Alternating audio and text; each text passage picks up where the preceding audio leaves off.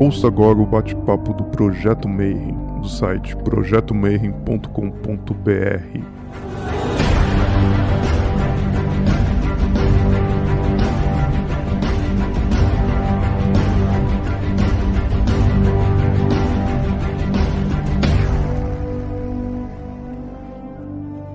Bom dia para você que é de bom dia, boa noite para você que é de boa noite, boa tarde se estiver vendo a gente no futuro, porque a Ingrid falou que o horário de pico do YouTube é de tarde e agora ela está ajudando agora que a gente virou YouTubers. Então o Rodrigo já está pedindo, dá o seu like, dá o seguir no canal, aperta o botão lá para você ver as novidades todas. E para você que está vendo a gente no futuro, que a gente continua trancado nas nossas casas. Então, ao invés da gente se reunir num simpósio para falar de coisas de magia, de ocultismo, de esoterismo, a gente está fazendo uns encontros virtuais para bater papo sobre os assuntos que interessam para a gente nesse cenário aí hermetista. A gente está gravando ao vivo, né? E hoje a entrada é Ostara, então a entrada da primavera. E para comemorar, a gente vai falar sobre florais. E aí eu chamei um dos caras que mais manja de floral dentro do Projeto Mayhem, que é meu amigão Rodrigo Ramos. Cara, seja muito bem-vindo hoje para falar com a gente. Boa noite, Marcelo. Obrigado pelo convite, agradeço. Vamos aí falar um pouquinho sobre florais, vamos contar como que isso surgiu e quais são os benefícios, né, que eles podem trazer para a vida das pessoas. Bom, antes da gente falar dos florais, costume eu pergunto para o convidado antes, como é que foi a tua jornada dentro do hermetismo? Por que você escolheu justamente se aperfeiçoar, né, e se especializar em florais, né? O que te chamou a atenção? Qual que é a tua jornada? Essa jornada ela começa lá pelos 18 anos, quando eu estava buscando tratar das minhas questões emocionais e aí eu tenho um grande amigo, estava me ajudando assim, vai no centro espírita, vai tomar um passe, vai dar uma meditada. E teve um dia, ele me chegou com um flyer, assim, de um curso de florais, e ele chegou e falou assim, aí, vamos? E aí eu falei, não, mas pra quê? Eu não quero. O que eu vou fazer com um curso de florais? E deixei quieto. E durante a tarde daquele dia, aconteceu uma coisa muito esquisita, porque as pessoas do meu convívio vinham e falavam assim, Rodrigo, eu tô meio nervosa, meio confusa, você faz florais? Eu falei, cara, eu nunca conversei com essa pessoa na vida, né? Veio umas 4, 5 pessoas fazer isso, foi muito bizarro. E aí eu cheguei pro meu amigo e falei, velho, você falou alguma coisa pra alguém? Você contou sobre esse negócio de floral? Você quer que eu faça tanto curso assim? Ele, não falei com ninguém. E aí, mas eram pessoas que eu nunca abri esse tema e nem eu tinha muita consciência sobre florais. E quando eu vi, o universo estava dizendo assim, faça floral, faça floral, faça floral. Eu falei, beleza, né? Depois de 5 pessoas me procurando na mesma tarde, eu falei, tá bom. Eu vou. E aí eu comecei com o que todo mundo começa, que é os florais de Bach. Fiz um curso de 2 anos de florais de Bach. Nunca parei de estudar, comecei a fazer isso em 2012 e até hoje eu estou atualizando, trocando experiências e conversando com o pessoal, aprendendo e ensinando sobre os florais, né? Então a gente começa falando um pouquinho sobre o que são os florais. Talvez uma definição que seja mais tranquila seja que o floral é informação. Ele é um composto energético com a informação extraída da essência da flor, do que são virtudes daquela flor. Então, o floral ele faz parte de uma forma de tratar as emoções, uma forma de tratar questões existenciais, questões emocionais, num paradigma energético. Então, o que você tem num floral não são componentes químicos. O floral ele não tem um composto químico, ele não tem um princípio ativo. O que ele tem é uma informação, num nível energético, de uma virtude que vem trazer um equilíbrio, vem organizar um defeito nosso, um vício nosso, algo que a gente precisa lapidar. O próprio Dr. Bach, ele falava, né, que ele não cura atacando a doença, mas sim inundando o nosso corpo com as vibrações da nossa natureza superior. E é isso que os florais fazem. Eles fazem um processo de reconexão da nossa personalidade com o nosso eu superior. Essa é a proposta que o Dr. Bach tem. E a gente vai falar um pouquinho sobre o Dr. Bach, porque como ele foi a pessoa que criou, sistematizou a terapia floral, entender um pouquinho qual foi o caminho que ele fez, ajuda a gente a ter uma compreensão melhor sobre os florais, para que a gente possa fazer um uso dos florais da forma como ele percebeu, né, no primeiro momento. Então, o Dr. Bach, ele nasceu em 1886 na Inglaterra, de uma família de origem galesa, então a gente fala Dr. Bá aqui no Brasil, mas talvez esse CH fosse mais preciso se a gente falasse Bat. É mais ou menos isso porque é um sobrenome de origem ali de Gales. Só que a gente está acostumado a falar Dr. Bá, então a gente fala dessa forma, né? E ele foi o filho mais velho de 3 irmãos, e quando ele fez 16 anos, ele estava com o sonho de ser médico. E o pai dele era dono de uma fundição de latão e falou, não, você vai ficar com os negócios da família. E ele passou 3 anos dessa forma, até que teve um momento que ele decidiu dar um aumento para os trabalhadores da fundição, e o pai dele olhou e falou assim, cara, esse piá vai me levar à falência, né? Então, vamos deixar, vai para a faculdade, vai estudar, que é melhor. Então, ele começou com os processos mais densos. Ele começou na parte da cirurgia, depois ele foi para os estudos da bacteriologia e de imunologia, que era, na época, o que tinha de ponta de medicina, que seria o equivalente às pesquisas genéticas, ao que a gente está fazendo hoje, era o que era bacteriologia e imunologia naquela época. E ele foi um médico que ele teve uma vida profissional muito frenética, então ele sempre estava envolvido em estudos, ele era uma pessoa de muita ação, e uma coisa que ele observou bastante era o que acontecia com os pacientes dele, que às vezes tinha 2 pessoas com sintomas muito parecidos, com orientações de prescrição de medicamento muito parecidas, e ele receitava o mesmo medicamento, uma pessoa ficava melhor e a outra pessoa não ficava. E aí ele começou a perceber que algumas coisas tinham a ver com, se chama na medicina de toxemia intestinal, ou seja, algumas doenças crônicas elas estavam ligadas ao que acontece com as bactérias do intestino.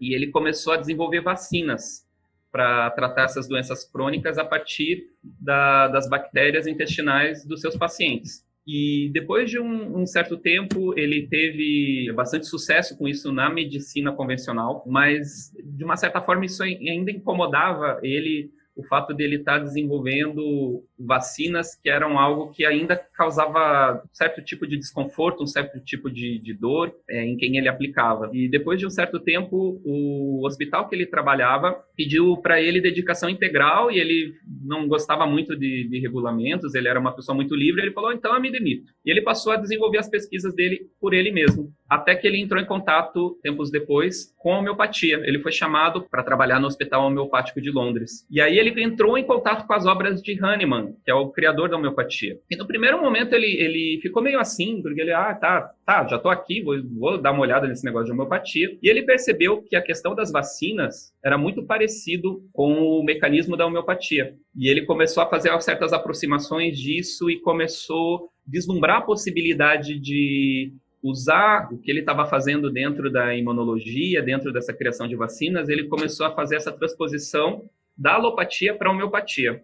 E ele teve muito sucesso com isso. Ele foi reconhecido dentro dos círculos da homeopatia lá da Inglaterra como o segundo Hahnemann até. Ele obteve um grande reconhecimento. E nas palestras dele, ele falava sobre a vontade que ele tinha de ir para um caminho diferente. Ele entrou em contato também com a maçonaria, e ele teve um longo período na maçonaria, nessas 3 lojas, né, a London, Warwickshire, a Royal Hampton, Court e o Norbury, né? E é legal que a gente saiba disso, porque quando a gente vai ler algum texto do Dr. Bá, principalmente daqueles que ele filosofa um pouco mais, que ele fala sobre a doença e sobre o que nos faz adoecer dentro da visão dele, encontra termos como grande fraternidade branca, grande obra, eu superior, alma imortal, mãe índia. Então a gente consegue ver da onde que o Dr. Bá veio com os conhecimentos e que isso está pincelado nos escritos dele, né? Quem tiver interesse de saber um pouco mais sobre a vida, do aspecto biográfico do Dr. Bá, vai poder encontrar essas informações nesse livro, que a Nora Wicks escreveu, que foi assistente dele. Embora esse livro ele dá um tom meio de uma radiografia, né? Dá aquela enfeitada, coloca aquela auréola na cabeça do Dr. Bá e não trata ele como o homem, né? Aquele homem perfeito, que às vezes perdia a paciência. Então ele parece um santo nesse livro, mas ele tem informações sobre o processo de uma forma bem interessante. Se vocês querem saber sobre o homem Dr. Bá, daí tem algumas outras revisões de literatura mais interessantes que depois eu posso passar. Mas então, que ele estava lá vendo os irmãos dele lá e ele não gostava muito dessas coisas meio fora dessas formalidades, era um jantar de gala, ele estava lá enfastiado e ele estava olhando o povo conversar. E ele começou a perceber que ele poderia agrupar as pessoas que ele estava observando em tipos emocionais, através de como as pessoas se manifestavam, de como elas gesticulavam, de qual que era a maneira da expressão de cada pessoa. E ele começou a perceber que talvez ele não agrupasse as pessoas por sintomas ou por doenças, mas sim como da forma como elas lidam com as questões, da forma como elas reagem ou não às situações que acontecem na sua vida. Juntou isso com esse desejo que ele já tinha de substituir as bactérias intestinais dos seus nosódios por plantas, porque mesmo ele fazendo as preparações homeopáticas, ele ainda fazia a preparação homeopática a partir das fezes. Então a gente fala que o Dr. Bach ele foi das fezes às flores, né? Porque ele cansou, ele percebeu que não era uma coisa que ele gostaria de trabalhar, e ele falava, há de haver uma forma mais sutil. Aí teve um momento que ele deu uma saída de Londres, próximo do aniversário dele, e ele foi para o país de Gales. E ele estava caminhando lá no Rio Usk, e ele encontrou duas flores que chamaram a atenção, duas plantas que chamaram a atenção dele, Impatiens e Mimulus. E diz que ele sentiu um desejo de preparar remédios homeopáticos daquelas plantas, e ele fez isso ali mesmo. E ele começou a testar os remédios homeopáticos do Impatiens e do Mimulus como substituto dos seus nosódios, e ele começou a ter sucesso. E isso culminou que em 1930 ele fecha laboratório, ele fecha os consultórios dele, ele tinha uma estrutura grande, já desenvolvida na Inglaterra, e ele fecha tudo e ele parte para buscar novos remédios. O que acontece dessa jornada do Dr. Bach, que foi uma jornada de 6 anos, ele criou um sistema floral chamado Florais de Bach, que é um sistema de 38 essências florais, e a fórmula composta, que é o Rescue Remedy, que trabalha vários aspectos emocionais. Então, você usa os florais para tratar emoções como medo, como insegurança, ansiedade, vai tratar de pensamentos repetitivos, tristeza, mágoa, e várias outras manifestações emocionais, você utiliza os florais de Bach. Eles são os florais que eles são mais conhecidos. Geralmente, quando a gente fala florais para pessoas que não têm muito conhecimento, elas, os florais de Bach. Então, as pessoas, às vezes, elas não têm consciência que existem vários sistemas, que existem florais diferentes, tipos de florais diferentes. Quem começa a estudar os florais, eu sempre recomendo que comece pelos florais de Bach, porque é o que você encontra em tudo que é lugar. E se você for receitar para alguém no interior do Brasil, em algum lugar, às vezes você não tem outros sistemas, mas o floral de Bach, ele geralmente, numa farmácia de manipulação, você encontra. Esse é um dos motivos que eu sempre recomendo que as pessoas estudem os florais de Bach quando se interessam pela terapia floral. E o segundo é porque existe bastante conteúdo de estudo, existe muita literatura sobre os florais de Bach. E essa é a primeira contribuição de Bach. Eu sempre falo que são 3. A segunda é uma filosofia, é a maneira como o Dr. Bach enxergou a doença, é a maneira como o Dr. Bach enxergou o nosso processo de estar saudável. Isso se aproxima com algumas coisas que provavelmente ele aprendeu lá na maçonaria, algumas coisas que ele observou também da homeopatia. Então, alguns princípios da terapia floral do Dr. Bach, justamente que a doença, ela é o resultado de uma dissonância entre a personalidade do ser e o seu eu superior. Então, se a pessoa não está alinhada com aquilo que ela veio para ser, se a pessoa não está alinhada com a missão dela, se ela não está dando vazão à verdadeira vontade dela, ela está desviada do seu caminho, daquilo que seria a missão de vida dela, às vezes isso se manifesta com algum tipo de desequilíbrio. O Dr. Bach, ele tem muito essa pegada de que não adianta você tratar o sintoma da doença, porque se você não alinha essa dissonância entre a sua personalidade e os seus aspectos mais elevados, você vai trocar o sintoma de lugar. Tá algo estourando aqui, depois você trata isso com a alopatia e isso vai estourar em outro lugar, ou mesmo o mesmo sintoma vai voltar numa outra situação. Então, ele sempre fala sobre tratar a pessoa e não a doença, a causa e não o sintoma. Uma coisa que ele coloca muito também é que nós somos protagonistas do nosso próprio processo de harmonização. Então, quando você trata de florais, você vai tratar de um processo de autoconhecimento. Porque as pessoas, elas podem vir assim, Rodrigo, o que eu uso para tratar o problema de pele que eu tenho? E aí a gente vai falar, cara, o floral ele vai atuar primeiramente no aspecto emocional. Então, a gente vai perguntar assim, o que aconteceu na tua vida até agora para manifestar isso? Dentro da tua caminhada, dentro da tua biografia, o que aconteceu que você precisou manifestar isso de alguma forma, o que isso aconteceu com você? Então, e até nos aspectos emocionais, alguém pergunta assim para mim, Rodrigo, qual é a floral para a raiva? E eu vou perguntar, tá, mas como que você faz essa raiva? Quando que ela acontece? De que jeito que você percebe ela? Como que você manifesta isso? Qual é a sua visão de si? Qual é a sua visão dos outros? Quais são as circunstâncias em que isso ocorre? Então, essa caminhada de harmonização que o Dr. Bach propõe, ela passa por um exercício de autoconhecimento que eu acho muito bonito, que é algo que me incentivou a seguir o caminho como terapeuta. A terapia floral foi a primeira terapia que eu estudei e é a que eu sempre uso no consultório, seja por si só, no processo clássico, e às vezes durante um processo de regressão, algum processo de limpeza emocional, alguma coisa, eu também utilizo florais, é uma terapia muito prática. A gente fala, cara, é um estímulo energético positivo que você pode carregar no bolso, você pode levar consigo para onde você for, e pode fazer uso situacional disso, de uma forma bastante interessante, né? Bastante prática. Então, quem quer saber um pouco mais da parte filosófica do Dr. Bach, tem esse livro, o Cura-te a Ti Mesmo, e eu gosto muito desse título, porque esse título, Cura-te a Ti Mesmo, sumariza o que é a filosofia do Dr. Bach. Ele criou os florais, ele criou esse sistema para o mundo.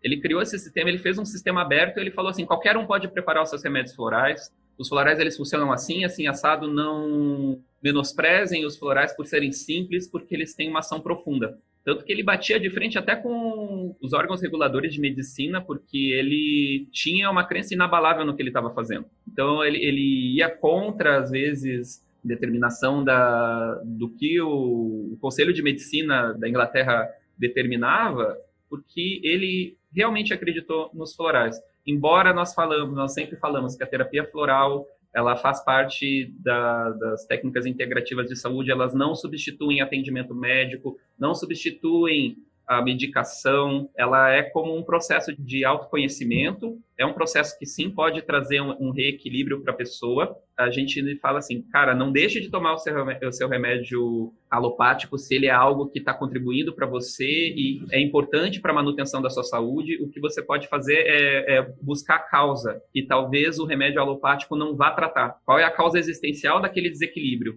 Então, a gente sempre fala assim, cara, não pare de tomar um remédio e comece a tomar um floral. Sempre é necessário ter essa consciência. Então, o Dr. Bach tem esse livrinho até curto. Os textos que ele escreve não são textos muito volumosos, pelo menos esses de primeiro acesso. São relativamente simples, porque não faria lógica o Dr. Bach criar um texto muito elaborado, muito rebuscado, se ele gostaria de ser acessível a cada pessoa, que era essa ideia que ele tinha. E o terceiro legado do Dr. Bach é um método de obtenção das informações de cura presentes nas flores. Então, a gente sempre fala, eu tenho uma professora que eu gosto muito, a Rosana Souto, que ela fala, a maior contribuição do Dr. Bach não foram os florais de Bach, foram os métodos de preparo. Porque desses métodos de preparo, vários lugares do mundo, várias pessoas começaram a pesquisar quais são as características energéticas das flores que eles têm por perto, quais são as contribuições que essas flores podem fazer no âmbito emocional. E isso gerou vários sistemas florais diferentes. Mas vamos dizer que você quer fazer uma essência floral, então. Você ouviu essa palestra, você achou, poxa, que legal os florais, eu quero fazer uma essência floral. O que você precisaria, basicamente? Isso aqui é algo que eu organizei de acordo com a minha consciência sobre os passos da criação de uma essência floral, né? Então, o primeiro passo seria a sintonização do floral. E o que seria a sintonização do floral? Essa é a parte que o Dr. Bach não deixou escrito. A Nora Wicks, ela descreve o que o Dr. Bach passou muito tempo observando as plantas, observando as flores nos seus diversos estágios, mas ela não fala se ele estava meditando, se ele teve insights, se ele viu gnomos, se um elemental apareceu e conversou com ele. Não tem isso descrito. O que o Dr. Bach deixou é a descrição das ações do potencial energético de cada floral. Só que a gente percebeu que os sintonizadores, eles trabalham com seus processos de uma maneira muito particular. Então, tem pessoas que meditam próximo das plantas, são orientadas por sonhos, intuem, canalizam. Muitos sintonizadores de sistemas florais modernos, que a gente tem a oportunidade de conversar hoje, eles falam que são as plantas que chamam. Não são eles que vão, eu vou fazer um floral. Não, ele tá lá caminhando no meio do mato, ele sente um chamado, ele tem um sonho na noite anterior e algo movimenta ele para que ele faça um floral daquela planta. Então, muitos sintonizadores falam, é como se eu recebesse um chamado. O Deva da flor me chamou. E, além disso, depois tem o estudo da planta, a observação de como é essa planta para além dos aspectos físicos e botânicos. É como é a expressão dessa planta, como que ela se expressa, como que a maneira que ela existe, como ela se reproduz, como que ela germina, como que é o seu caule, como que é as suas folhas. Tudo isso fala do gestual da planta. Tudo isso fala das capacidades e das características energéticas que o floral vai ter. Isso se alinha um pouquinho com algumas coisas que o Paracelso tem também. Mas então tá, você foi lá no meio da mata, encontrou a florzinha lá, falou, nossa, vou fazer um floral dessa flor aqui. Eu sintonizei, conversei com o Deva. E o que acontece?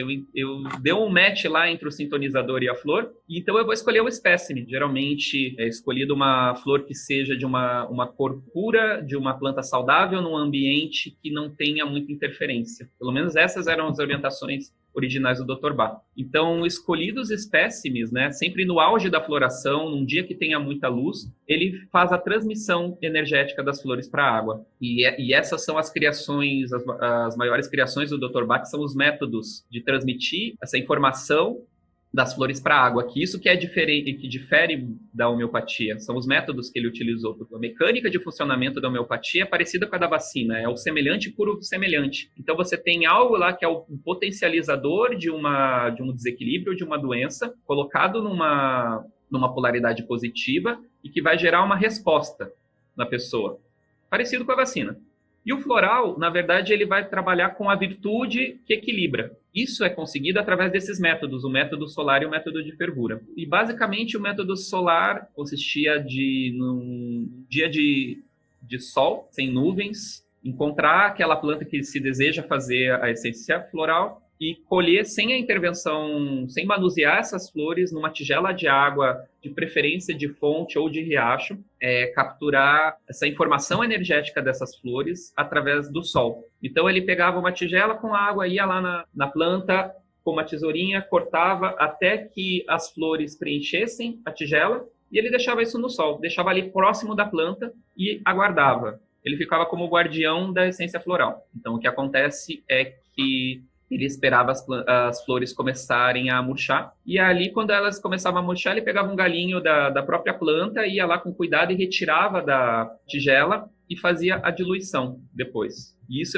é o que cria a tintura-mãe. A tintura-mãe é uma diluição de 50% dessa água, uma parte dessa água e uma parte igual em brandy, conhaque de uva. Então, isso é a tintura-mãe. E da tintura-mãe é feita uma diluição, que é o frasco de estoque, o que você compra na farmácia. Por exemplo, aqui eu tenho um frasco de estoque de Impatiens. O que acontece é que com 2 gotinhas disso aqui, eu posso fazer um frasco de uso. Então eu vou criar um frasco de floral, eu vou ter um frasco de uso, que para cada essência que eu escolho, eu vou pingar 2 gotinhas em 30 ml.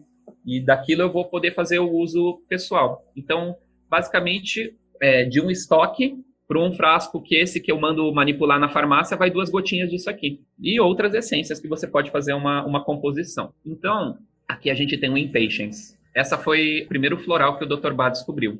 E eu me relaciono muito bem com Impatiens porque eu me identifico com Impatiens, eu sou um tipo Impatiens. O Dr. Bach também era um tipo Impatiens. Então, ele é uma planta que não é da Inglaterra, ela é de origem do Himalaia, e ela parece... talvez vocês conheçam o beijinho, a Maria Sem Vergonha aqui no Brasil. É uma planta que, quando criança, eu gostava muito, porque quando ela tinha as sementes, a gente apertava a cápsula das sementes e ela estourava, e ela lançava as sementinhas. Essa a que a gente tem no Brasil, é a Impatiens valeriana. Da Inglaterra é Impatiens glandulífera. Na época de Dr. Bach, ele falava assim, elas crescem esparsas na região dos rios. Hoje em dia ela já é reconhecida como uma praga, porque ela cresce tanto, ela se reproduz tanto, que o povo ele trouxe do Himalaia como planta de jardim, planta ornamental, e o negócio tomou conta. Então, Na Inglaterra, eles têm até mutirões para destruir o Impatiens, porque ela é uma planta que ela é tão profusa que ela ocupa o lugar da flora local. Então, o que a gente pode perceber da Impatiens, né? O Dr. Barr fala das qualidades positivas do Impatiens. O Impatiens ele vai trabalhar a paciência, a compreensão, a tolerância. Então, quando a gente precisa do Impatiens é justamente quando a gente não está nessas virtudes. E quando a gente está irritadiço, a gente está reativo, a gente se incomoda com o ritmo do outro. Sabe aquela pessoa que a gente observa fazendo alguma coisa e a pessoa está lenta e a gente vai lá e fala assim, não, deixa que eu faço aqui. Então, esse é o movimento do impatience. Esse deixa que eu faço, essa irritação,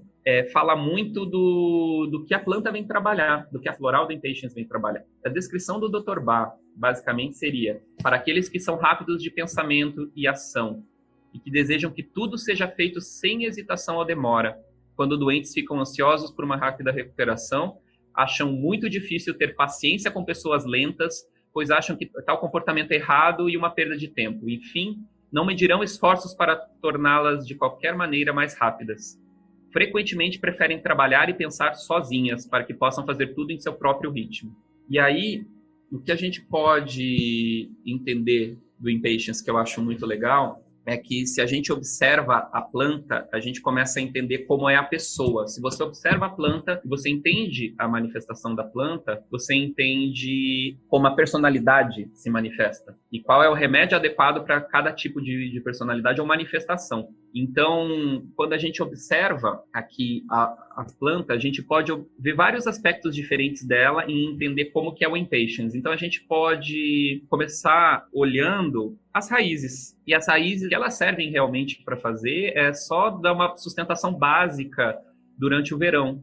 Essa planta, o impatience, não é uma planta de raízes profundas. E quando a gente vai olhar na linguagem que o Julian Barnard ele criou quando ele estudou as plantas do Dr. Barr. O Julian Barnard é o diretor da Healing Herbs, que é um dos laboratórios que fazem florais. Ele tem um livro que eu gosto muito, que se chama Forma e Função. É um livro bem legal que fala sobre o estudo das plantas para além dos aspectos emocionais, os estudos dos florais, em como é a manifestação física das plantas. Eu acho o trabalho dele muito bom. Então ele vai falar que quando a gente olha para a raiz, a gente olha para o elemento terra, a gente olha para o passado, a gente olha para as origens. O tipo impatience, ele é muito centrado naquilo que ele sabe.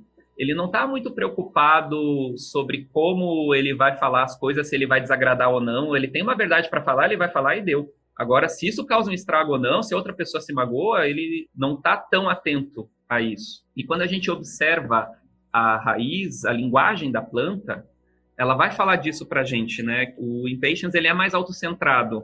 E aí o que acontece é que ele não liga muito para a família e para a tradição, não tem muito a ver com o passado. E o impatience, a planta, né? Esse caule, a gente fala que o caule é o elemento água, que é por onde flui as emoções. Então a gente vai olhar alguns aspectos emocionais do tipo impatience pelo caule da planta. E aí a gente vê que esse é um caule que ele é seccionado, ele tem aquelas divisões que nem o bambu tem, mas ele é um caule bastante frágil, e ele é um caule fibroso, que ele não tem uma proteção lenhosa da planta, ele não dá resiliência para a planta. E aí a gente vai observando que o aspecto emocional da água, ele é usado para direcionar o crescimento e desenvolvimento pessoal do tipo impatience. Quando você vê na natureza, impatience é uma planta muito ereta. E é uma planta que ela não cresce na companhia dos outros, né? Então, as emoções do impatience, elas servem para si. E aí a gente vai olhando as folhas. Se vocês verem essas folhas, esse é um formato que a botânica chama de lanceolado, que é como se fosse a ponta de uma lança. E se vocês olharem na extremidade dessa folha, ela é toda serrilhada. Ela não é uma planta com vida ativa. Os animais, eles não costumam se alimentar dessa folha. Ela não é algo agradável ao toque. Ela é como se ela falasse mantenha a distância. E essa é uma característica do tipo impatience. O tipo impatience, ele se irrita com o ritmo dos outros, com a diferença da sua velocidade com a velocidade dos outros. Então, aliás, é um floral que eu recomendo muito para pais com crianças na quarentena que estão com questão de paciência, viu? O que acontece é que as folhas, na linguagem que o Julian Barnard fala, são o elemento ar. Então, vai falar do intelecto, de como a mente do tipo impatience funciona. Então, vai falar dessa questão de ser direto, incisiva e agudo. E o Dr. Bá era muito assim. O Dr. Bá, ele falava as coisas na lata. Por mais que as pessoas não gostassem ou por mais que gerasse algum tipo de dissabor. Então, a gente sempre fala que o Dr. Bá, ele encontrou o Impatience por primeiro porque ele precisava do Impatience. E aí a gente vai seguindo nessa análise. Outra coisa que a gente olha para essa planta, ela é uma planta inteiramente sem pelos. E nessa linguagem de observação da planta, entende-se o pelo como se fosse um órgão sensorial que é usado para ter uma percepção do outro, para percepção do ambiente. Quando a gente percebe uma planta sem pelos, entende que ela fala de uma linguagem de uma pessoa cuja consciência está voltada para si. Então, ela não é uma pessoa que está tão sensível assim ao que o outro está pensando, à expressão do outro. Então, a gente vai observando essa linguagem da planta para entender qual é a virtude que a flor, na sua perfeição, vai equilibrar. E daí, quando a gente chega na flor, que é o elemento fogo, que ela vai falar do aspecto da transformação.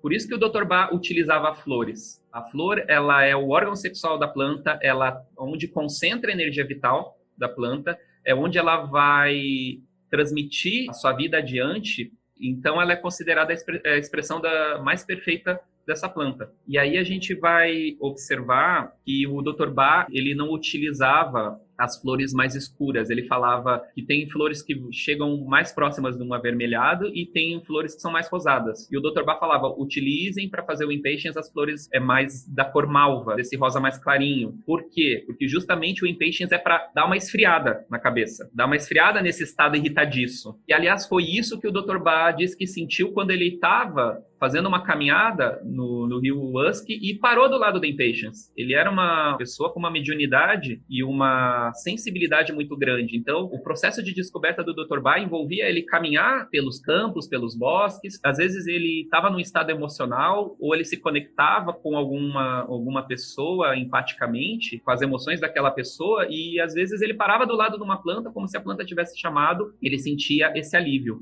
Então, foi a partir dessa identificação e daí dessa observação, obviamente que o Dr. Bá não falou o que ele observou em cada planta, esse é um trabalho do Julian Barnard, mas que eu resolvi trazer aqui porque eu acho muito interessante a forma como ele faz essa leitura de como é a expressão da planta e como essa expressão da planta se traduz na questão da emoção, do benefício emocional que uma essência floral tem. Então, esse é o Impatience.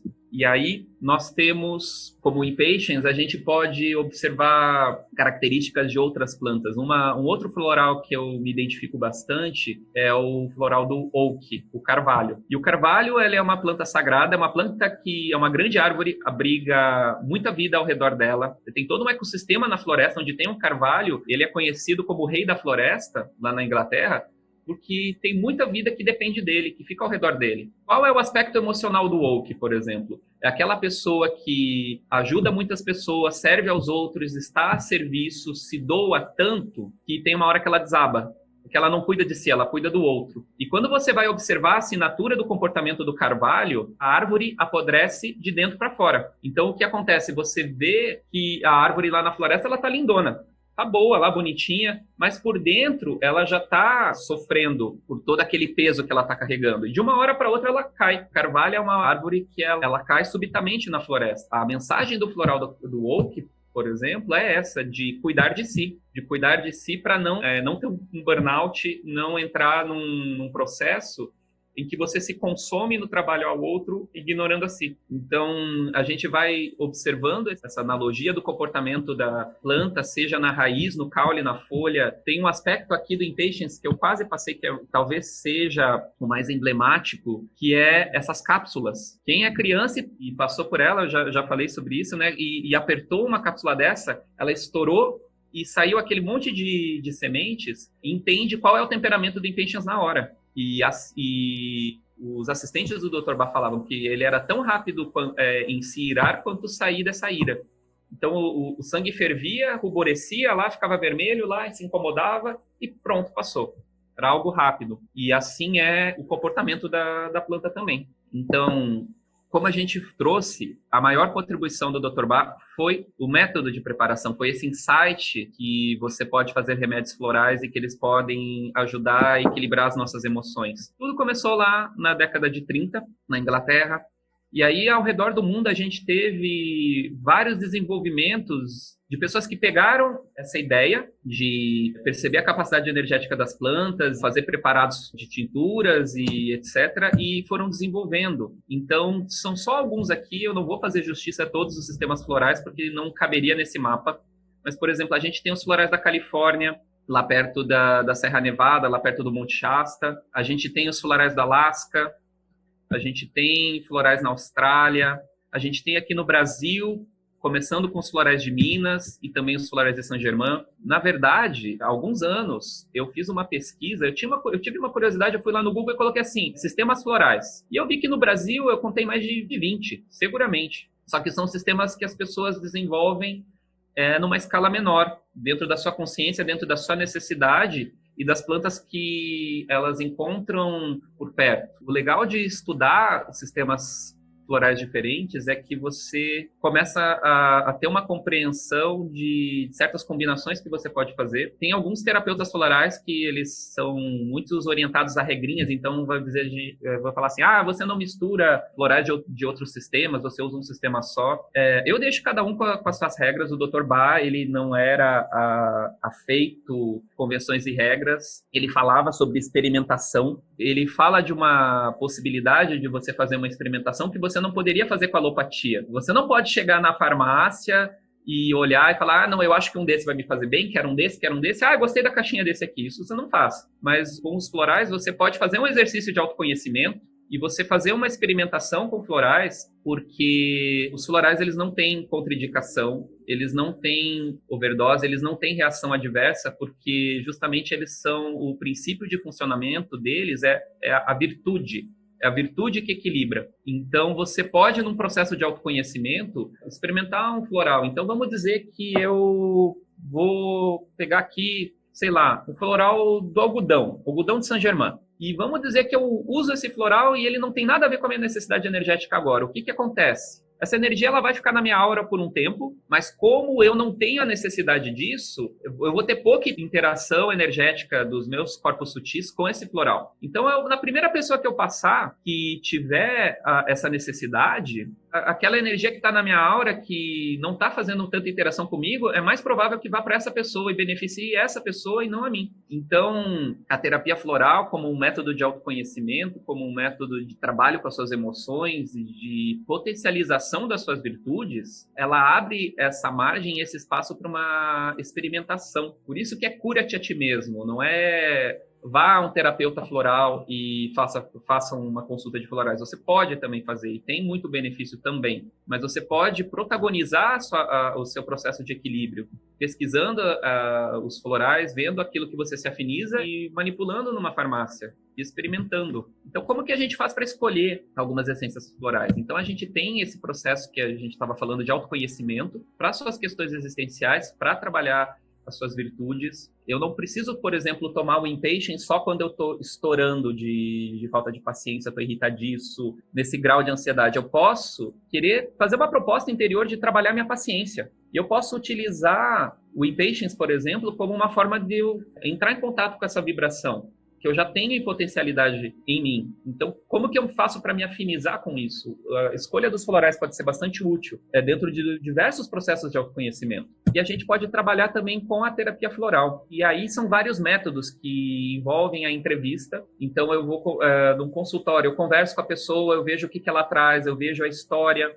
Não basta só o sintoma. A pessoa chega para mim, eu tenho insônia, Rodrigo, qual é o floral para insônia? Eu vou perguntar, o que você faz antes da insônia? Como é que foi seu dia? Quando você está com insônia, tem pessoas que vão tomar um remédio porque elas querem apagar, tem pessoas que vão deitar na cama e vão ficar virando de um lado, tipo fritando bife, tem pessoas que vão querer se ocupar com alguma coisa e só vão parar quando não estiverem mais aguentando de sono e vão querer se cansar. E para cada questão emocional, para cada maneira como a pessoa lida e expressa essa questão que ela traz no consultório, talvez seja um floral diferente. É um processo muito bonito de autoconhecimento, é um processo muito bonito de observação. Mas, para mim, como terapeuta, talvez o que seja mais desafiador não é entender os florais, é entender as pessoas. Ter essa escuta de ver por baixo do discurso da pessoa e navegar com ela para chegar a essa compreensão do que está ali no cerne. Então, aí a gente pode também fazer o uso da radiestesia como forma de escolha de essências florais. Existe um trabalho com crianças também. Se eu não me engano, tem uma moça na Argentina, a Cláudia Stern, se eu não me engano, que ela tem todo um trabalho desenvolvido com terapia floral e desenhos, que as crianças começam a expressar suas emoções através dos desenhos e ela vai fazendo algumas associações com florais sobre o que seria interessante para escrever. E tem o processo do tarô, que eu acho divertidíssimo de trabalhar com tarô e florais. Um dos métodos que eu utilizo, que é algo bem tranquilo, é com os arcanos maiores. Eu estou lá conversando com a pessoa, estou fazendo a entrevista e vendo o que ela precisa e quais são as questões que ela traz, e aí me vem uma ideia de um floral. E aí eu pego os arcanos maiores, às vezes eu faço uma tiragem bem básica, assim, eu pego e falo assim, penso na essência X lá. O que essa essência representa para a pessoa, qual é a ação terapêutica e como essa essência ela se integra com as outras, nessa sinergia de mais essências que a gente escolhe para compor uma fórmula. E aí eu vou olhando para aquilo que se forma e às vezes eu vou tendo insights de coisas para conversar com o cliente, de fazer algumas perguntas, às vezes eu vou tendo insights sobre como esse floral pode atuar e eu vou conversando sobre isso com o cliente e vai enriquecendo de uma forma muito bonita o processo. Então, eu acho muito divertido quando eu consigo trabalhar, porque é enriquecedor, é muito gostoso quando você trabalha integra, por exemplo, o tarô com os florais e começa a fazer essa dança e começa a interagir com o cliente de uma forma diferente e mais dinâmica. O que eu teria para trazer dos florais seria isso, né? Eu gostaria de convidar as pessoas que têm o seu processo, o seu caminho magístico, o seu processo de lapidação interior, que possam fazer uso das essências. Em várias situações vocês podem ter as fórmulas prontas, se vocês querem começar, como uma maneira de lidar com questões do dia a dia. Então, por exemplo, eu, como terapeuta, aqui no consultório, eu gosto muito de ter a fórmula de proteção de Saint-Germain. É uma que eu sempre vou ter, porque eu não sei que energia que vem e que eu vou precisar. Se vamos dizer que é um dia que eu dormi mal, eu estou um pouco mais sensível, e vem aquele cliente que é aquela bucha, né? Que vem, parece uma árvore de Natal de obsessor lá, tá tudo penduradinho, né? E aí, às vezes pode ser um benefício para mim eu fazer uso da fórmula de proteção. Eu posso trabalhar sonhos, questões intuitivas e várias outras coisas com os florais. Então, por exemplo, eu quando vou fazer alguma jornada xamânica, eu tenho o meu floral ali, que ele alia a expansão de consciência com proteção energética e algum tema que eu queira trabalhar específico. Então, você pode ter os seus florais, às vezes você começa com fórmulas prontas e você tem lá os seus florais de cabeceira. Por exemplo, eu gosto muito de uma essência do deserto chamada Depossession. O nome já dá a entender o que é, né? Para quando o cliente está dando um pouquinho mais de trabalho lá, a gente dá vou brincar que é o Apopanthus cacodaimanus em forma de floral, né? Então você já dá um afaste esse ali. Então, tem várias maneiras que você pode trabalhar com a terapia floral. Eu acho que é isso. Eu gostaria só de agradecer essa oportunidade que o Marcelo trouxe e que, se isso servir para avivar um pouco o interesse de vocês de utilizar floral,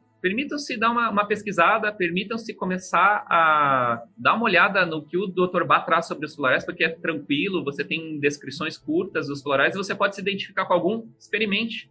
Veja como que peça para manipular numa farmácia e veja como isso trabalha no seu emocional. Tinha uma pergunta que eu anotei do Marcos. Pergunta assim, como é que você faz para guardar esse floral? Porque, por exemplo, você pode deixar ele do lado do celular? Você falou que como trabalha com corpos sutis, quais são os cuidados que você tem que ter com os frascos para você conseguir guardar eles em casa e levar? Você não vai poder levar na bolsa e deixar perto de cartão de crédito, fita magnética, principalmente celulares, né? Como a gente está trabalhando com um composto energético informacional ali que é sutil, a gente recomenda não deixar do lado, por exemplo, de um roteador Wi-Fi o dia inteiro, porque eventualmente isso pode desvirtuar a informação contida ali. Tem algumas essências da Austrália que elas meio que dão uma protegida, né, dentro dessas influências, mas no geral a gente não deixa muito perto de celular por um longo tempo, a gente acondiciona os florais num lugar que tenha sombra. Tem algumas pesquisas que o Julian Barnard fez que ele fala assim, cara, se você vai Por exemplo, você está com floral aqui e você está com o celular aqui, fazer isso aqui não vai desvirtuar a informação que tem aqui. Ela não é tão frágil. Mas eu não vou deixar, por exemplo, 4, 8 horas o meu celular ali do lado do floral. Eu, quando ando com os meus florais, geralmente eu levo eles numa mala. Tem algumas pessoas que fazem umas bolsinhas para guardar florais, que eu não lembro se o revestimento é alumínio ou chumbo, que são próprias para acondicionar os florais. Mas eu me valho muito do que o Julian Barnard falou, de que existe uma certa resiliência nos florais para que essa informação ela não se desvirtue tão facilmente. Uma pergunta aqui da Luísa. Ela fala assim, quando o gosto de um floral fica horrível, por que acontece isso? É porque ele absorveu uma energia ruim? Vamos dizer aqui, eu tenho um floral aqui manipulado, e quando eu vou fazer uso desse floral, o que acontece? Eu vou pegar o conta-gotas e vou pingar. Pode acontecer de uma gotícula da minha saliva, dependendo de como eu fizer o uso, de uma gotícula vir para o conta-gotas. E aí, principalmente no floral que não tem o brand como conservante, essa gotícula vai criar uma colônia de bactérias. Então, se você pega o seu floral, você olha contra a luz e você vê que tem coisinhas boiando ali, provavelmente o sabor não vai estar bom. A propriedade energética ainda se sustenta. Se a pessoa, por exemplo, está em uma crise de pânico, por exemplo, e vê que o floral não está bom, faz um uso tópico. Você pode passar na pele, pode passar num chakra, ou se você sente de descartar, descarta numa planta esse floral. Mas, geralmente, quando o gosto fica horrível, é colônia de bactérias, basicamente. Isso acontece muito com florais para crianças. Porque a gente, dependendo da idade da criança, a gente não coloca o álcool, né? Antes de fechar, mais 2 perguntas. A primeira é, que conselho que você daria para um cara que assistiu aqui a palestra e falou, pô, gostei aqui do florais, né? Eu quero começar a estudar isso daí. Um conselho que você daria para quem está entrando agora, gostaria de trabalhar com florais ou usar florais? Conselhos que eu dou. Comece estudando Bach pelo que Bach escreveu e não pelo que falaram dele. E se você sentir afinidade, comece com os florais de Bach, porque tem muito mais material do que os outros sistemas florais. O segundo se você não tem acesso aos florais, você pode fazer uma conexão diferente. Por exemplo, uma coisa que eu fazia, logo aos meus 18 anos, eu brinco quando eu conto para as pessoas que eu fazia desenvolvimento pessoal de baixo custo, porque eu não tinha como ter um floral, eu estava no início da minha vida profissional, estava relativamente complicado para mim. Então, o que eu fiz, que funcionou por um bom tempo e que foi muito bom, foi observar a característica energética daquela flor, meditar sobre aquela flor, fazer um contato pessoal. Antes eu não sabia sobre magia, não tinha a caminhada que eu já desenvolvi hoje, mas eu pedi assim, nossa, eu quero que o Deva da Flor esteja aqui comigo. E muitas vezes isso já causava algum efeito. Já teve vezes que eu estava num estado emocional e que eu fiz uma meditação, eu pedi por aquele Deva, olhei aquela flor, me identifiquei com ela, falei, nossa, é isso que eu preciso, mas eu não tenho como ter o floral. E só pelo fato desse desejo de conexão, algo se movimentou. E aquele padrão emocional foi embora. Então, você pode começar a estudar as flores pela internet, você pode fazer o seu próprio processo de conexão e verificar como que isso mexe com as suas emoções. E eu digo que comece pelo Bach, porque o Bach é o que você encontra em todo canto. E que se tiver alguma dúvida, pode entrar em contato comigo também, que eu fico à disposição. Não sei se vocês perceberam, eu adoro falar de florais, né? Então, eu respondo dúvidas e eu converso com a galera sobre isso. Essa era a última pergunta, né? Que é como é que o pessoal te acha? Eu tenho um site que está um pouquinho desatualizado, que é o rodrigoramos.org. Fala um pouco, na verdade, das minhas terapias lá, né? Que é uma apresentação dos trabalhos terapêuticos que eu faço. Mas, a partir dali, a pessoa pode pegar contato de e-mail, WhatsApp. Eu tenho também uma clínica que é a Atma Terapias, aqui em Curitiba, que eu faço atendimentos. Eu também faço atendimentos online, se a pessoa desejar. E acho que é isso. Eu não sou uma pessoa que aparece muito na internet, porque eu como tipo em Patience, eu faço as coisas mais quietinho, né? Eu fico mais no meu canto. Mas, em breve, talvez alguns cursos que eu dou, eu também passo para uma modalidade online também, se alguém tiver interesse, a gente vai começar a fazer essa transposição do que a gente fazia presencialmente para falar de florais online. Rodrigo, brigadão de coração por estar aqui com a gente. Para você que está assistindo a gente, até agora, muito obrigado. Se você pegou pela metade, não esquece de dar o like, seguir o canal para as novidades e lembra que essa aqui é a palestra de número 78. Então, significa que tem 77 palestras, mais ou menos, sobre diversos assuntos possíveis. Dá uma olhada no canal. vê que com certeza vão ter várias que vão interessar para você. E até o próximo bate-papo Mayhem.